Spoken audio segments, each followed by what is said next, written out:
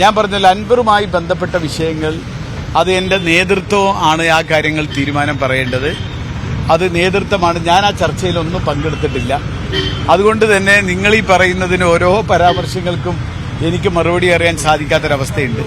എന്തായാലും എന്റെ ഈ അൻവറുമായി ബന്ധപ്പെട്ട വിഷയങ്ങളിൽ എന്റെ നേതൃത്വമാണ് അതിൽ തീരുമാനമെടുക്കുന്നത്. ആ നേതൃത്വത്തിന്റെ തീരുമാനം അനുസരിച്ചായിരിക്കും ഞങ്ങളുടെയൊക്കെ പ്രവർത്തനം. ആദ്യം സ്ഥാനാർത്ഥി പ്രഖ്യാപിച്ചത് താങ്കളുടെ പേരാണ്.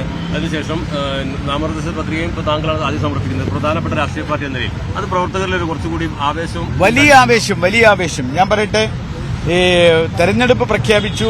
അതിന്റെ 48 മണിക്കൂർ പോലും തികയുന്നതിന് മുൻപ് തന്നെ സ്ഥാനാർത്ഥിയെ പ്രഖ്യാപിച്ചു. ഞങ്ങളുടെ പ്രവർത്തനങ്ങൾ വളരെ സജീവമായി മുന്നോട്ട് പോകുന്നു. ഞങ്ങൾ നാമനിർദ്ദേശ പത്രിക സമർപ്പിച്ചു. ഞങ്ങളെ സംബന്ധിച്ചിടത്തോളം എല്ലാ വർക്കുകളും വളരെ വളരെ മുന്നിലാണ്.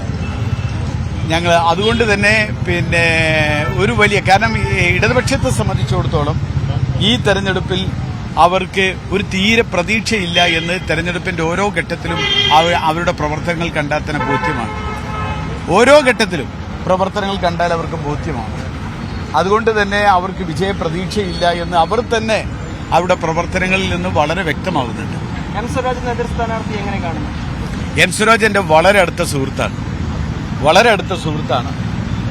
മാത്രമല്ല ഞങ്ങൾ പല കാര്യങ്ങളിലും ഞങ്ങളൊക്കെ എപ്പോഴും സംവേദിക്കുന്ന ആളുകളാണ്.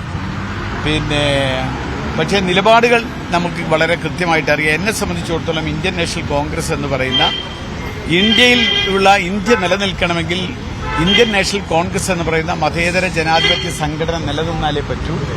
കേരളത്തിൽ ഈ ദുർഭരണം മാറിയാലേ UDFന്റെ നേതൃത്വത്തിൽ ദുർഭരണം മാറ്റാൻ UDFന് സാധിക്കുമെന്ന് വളരെ കൃത്യമായ ബോധ്യമുണ്ട്. അത്തരം കാര്യങ്ങളിലൊക്കെ വളരെ കൃത്യമായ നിലപാടുകളുണ്ട്. മാത്രമല്ല എന്തൊക്കെയായാലും വ്യക്തിപരമായ പരാമർശങ്ങൾക്കൊന്നും തന്നെ ഞാൻ അത്തരം കാര്യങ്ങളിലേക്കില്ല. ഇവിടെ നല്ലൊരു രാഷ്ട്രീയം ചർച്ച ചെയ്യുന്ന, നാടിന്റെ വികസനം ചർച്ച ചെയ്യുന്ന നല്ലൊരു തെരഞ്ഞെടുപ്പ് നടക്കും.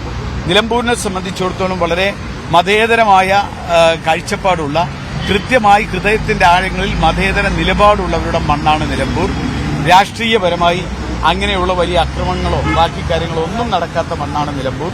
അതുകൊണ്ട് തന്നെ അത്തരം പ്രവർത്തനങ്ങളൊന്നും നിലമ്പൂരിൽ ഇല്ലാതെ തന്നെ ഈ മതേതര മണ്ണിൽ നിന്ന് നല്ല രാഷ്ട്രീയ പ്രവർത്തനത്തിനുള്ള എല്ലാവിധ കാൽപ്പാടുകളും ഒക്കെ നമുക്ക് നമ്മുടെ മുൻഗാമികളായ പ്രത്യേകിച്ചും എന്റെ പിതാവ് കാണിച്ചു തന്നിട്ടുണ്ട്. ആ പാതയിലായിരിക്കും ഞങ്ങളെല്ലാം മുന്നോട്ട് പോകുന്നത്. സ്വരാജ് വന്നതോടെ ഒരു രാഷ്ട്രീയ പോരാട്ടത്തിലേക്ക് നിലമ്പൂർ മാറിയില്ലേ? അതല്ലെങ്കിലും രാഷ്ട്രീയ പോരാട്ടമല്ലേ? അതല്ലെങ്കിലും ഞാൻ ഉറപ്പല്ലേ, നമ്മൾ മത്സരിക്കുമ്പോൾ അപ്പുറത്തൊരു സ്ഥാനാർത്ഥി ഉണ്ടാവുമെന്ന് പ്രതീക്ഷിച്ചുകൊണ്ട് തന്നെയല്ലേ നമ്മൾ മത്സരിക്കാൻ ഇറങ്ങുന്നത്. അത് ആരായാലും നിങ്ങൾക്ക് തന്നെ ബോധ്യമാണ്.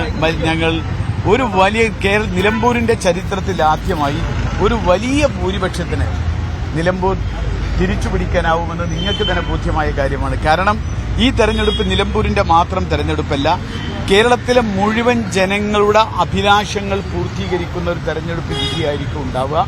ആ വിധി എന്ന് പറയുന്നത് ഈ ഇടതുപക്ഷ ദുർഭരണം അകറ്റുക എന്ന കേരളത്തിലെ മുഴുവൻ ജനങ്ങൾക്കും വേണ്ടി കൂടി നിലമ്പൂരിലെ ജനങ്ങൾ വോട്ട് ചെയ്യുന്ന ഒരു വിധിയുണ്ട്.